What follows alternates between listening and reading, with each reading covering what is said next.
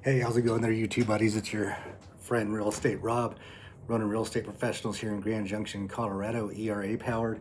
Getting myself a little caffeine to get me through the afternoon. So on today's topic, I'm gonna be talking about what happens when you buy a home.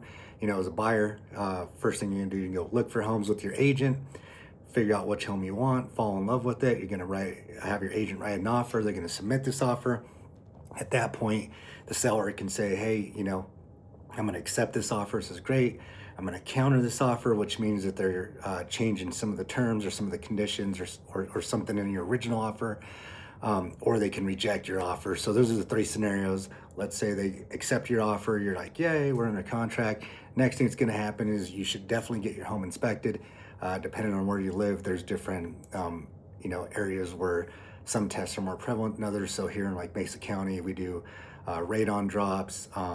A lot of homes, sewer scopes, make sure your sewer lines get to go, no trees got into it. And then basically a non-invasive inspection, or you could also do a roof inspection depending on how old the roof is, or if you just want to get one done anyways. Just remember that those type of inspections are all the cost of the buyer.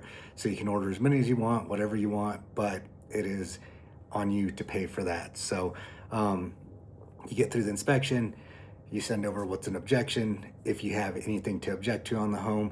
If you don't have to send an objection. I mean, that's strictly optional.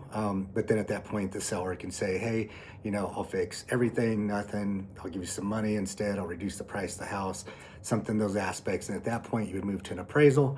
At the end of that, the appraiser goes out there, make sure that it hits the value for the loan that you're getting.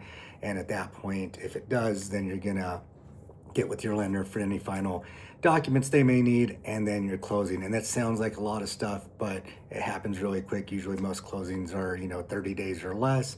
That can change depending on if you have to sell a home or not, but typically from start to finish you can get into a home in 30 days or less, which is pretty quick. So that's kind of the process for the buy side. My next video will be what happens when you're on the selling side and somebody submits an offer to you. So have a great day. It's Wednesday. Stay tuned. Please like and share. Click below, comment what you'd like to hear about in real estate, whether it be the career of real estate or during the process or anything like that. And I'll make a video addressing that. So have a great day.